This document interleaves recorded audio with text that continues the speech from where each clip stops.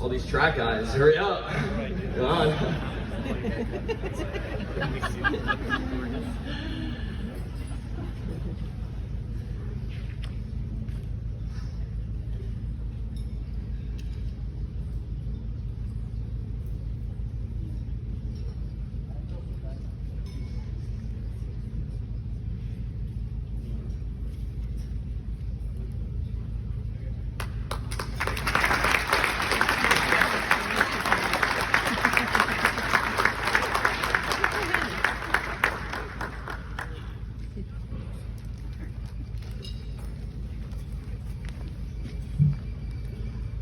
All right, wow. How we doing tonight? Woo! Yeah. Woo! Man, oh man, it is such an honor to speak in front of so many people who literally have no idea what baccalaureate means. To Mr. Katz and Mr. Fed, for the love of God, can we just call it graduation eve? Or even better, TGWOHOMDWG, which stands for thank God we only have one more day of these guys. I mean, baccalaureate is such a difficult word to decipher that when my dad got the invite, he thought he was being invited to the Landon Bachelorette party in Vegas. Man, is this great. Mr. Neal's here. Everyone give a round of applause for Mr. Neal.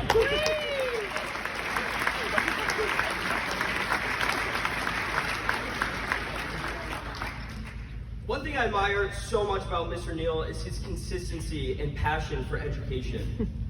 Mr. Neal is so consistent and passionate that I kid you not, for the past 6 years I've been here, he has had the same speech on the first day of school, and it goes a little something like this. So I read a book over the summer, and it reminded me of my time at Harvard.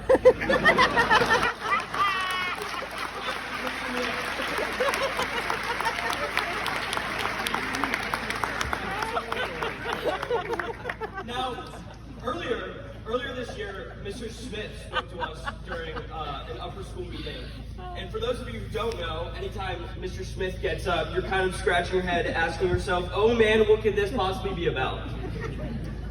But that morning, as Mr. Smith was speaking to us, he bestowed upon us a fact, truly one of the funnest facts I've ever heard. Mr. Smith told us that the name of a group of bears is called a sleuth. That was far and away the most righteous school meeting announcement of all time. The sleuth, what an epic lure there is to that. And when writing this speech, I realized that a sleuth is exactly what the class of 2022 is. Just a pack of bears in our natural habitat.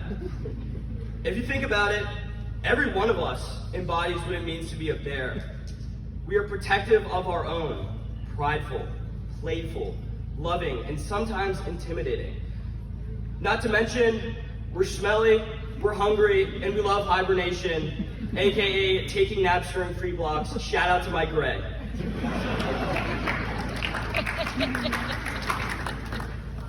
This sleuth isn't breaking up tomorrow, though, because the sleuth is just stronger than that. The sleuth gets excited when one of us succeeds and lends a hand for one of us when we fall. There's no breaking apart this sleuth, and I'll be damned if anyone tries to. Now, you can't sum up 6 years, which is the time I spent here, in any right way, but I put together a list of numbers that has defined my career as a member of the sleuth. 3 billion, the approximate number of injuries I've had. 0, the number of green slips I've received, but the number of girlfriends I've had.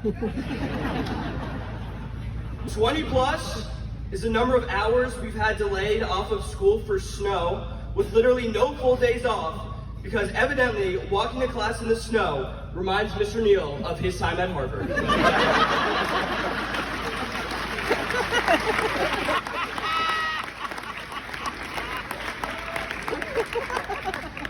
5'10", that's the height I've been for the past 6 years, no changing in that, so thank you, Mom and Dad, for my incredibly athletic genes. I was planning on looking a bit more like Cullen Brown, but instead I'm starting to look more and more like George Costanza from Seinfeld. 44, my lacrosse number, and a feature in one of my 3 nicknames, and the 3 nicknames are Bernie, Lup City Fours, and Bernstein. But by far the number that's nearest and dearest to my heart is 89. 89 friends that have turned to brothers sitting in front of me tonight. So to you guys, cheers.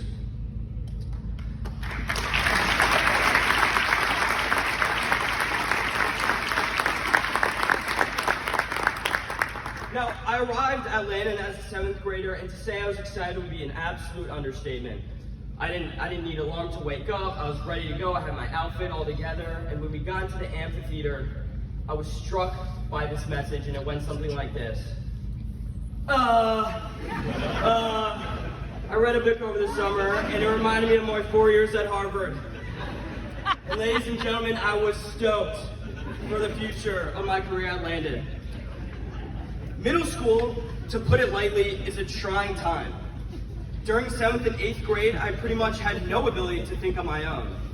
I remember the elementary school I went to before Landon, Chevy Chase Elementary, which a couple of us went to. Chevy Chase was the biggest cakewalk of all time. Landon was a wake-up call for me, but it wasn't one of those silly jokes that your friend plays on you when they splash some water on you, you get a little mad, you go right to sleep. No, this was snoozeless, loud, obnoxious alarm going off at 5:30 a.m. saying, "Hey Jack, wake up, life's calling. You've been asleep, bro." Now, it's hard to think that there are some guys in this room who have never failed a test before. But I know by the caliber of our grade, that's actually the truth. But allow me to tell you how it feels the first time it happens. I was in Miss Duffy's 7th grade history class when I took the test. Miss Duffy was my advisor, so obviously I never wanted to let her down. But when taking this test, I had an overwhelming feeling of, oh crap, I'm done for.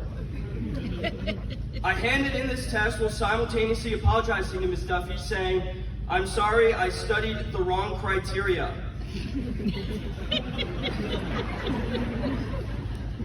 From that point on, I never failed another test in my life.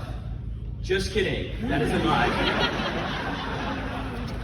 But the sense of guilt never goes away. And failing tests were my only sense of wake-up calls, though. I didn't know how to properly show respect to my peers, and that wasn't because I didn't like you guys. It's plain simple, was an awkward dude going through puberty, just like all you guys. And with that, we didn't know how to act. My great friend Preston hit the record books, scoring the most amount of green slips in a year. But he's a true test of persistence, because next year, Preston is attending the Naval Academy as a D-Mid and a future mayor of Baltimore.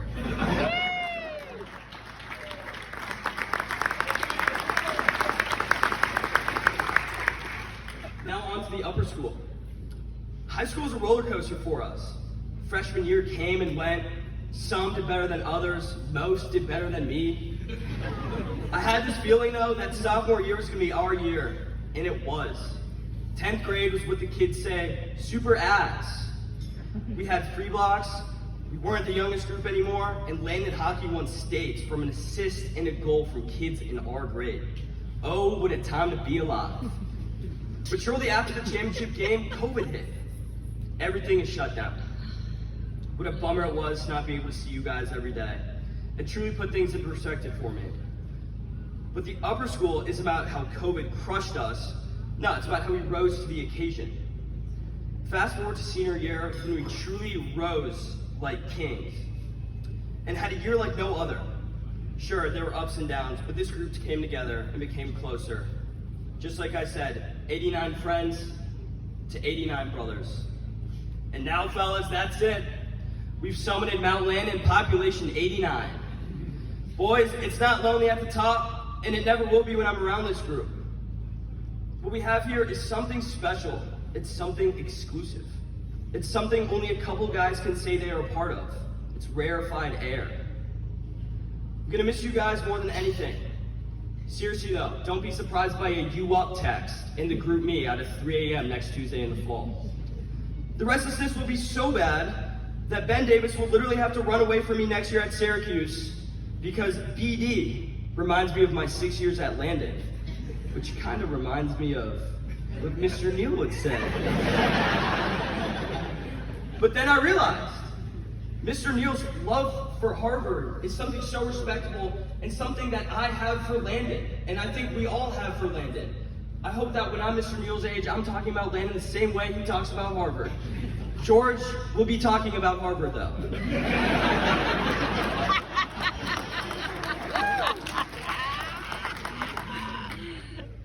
So, to the class of 2022, thank you so much. Thank you for the memories, thank you for the smiles and the laughs, and thank you for being the smelliest, most protective, prideful, and loving sleuth among all. Go Bears.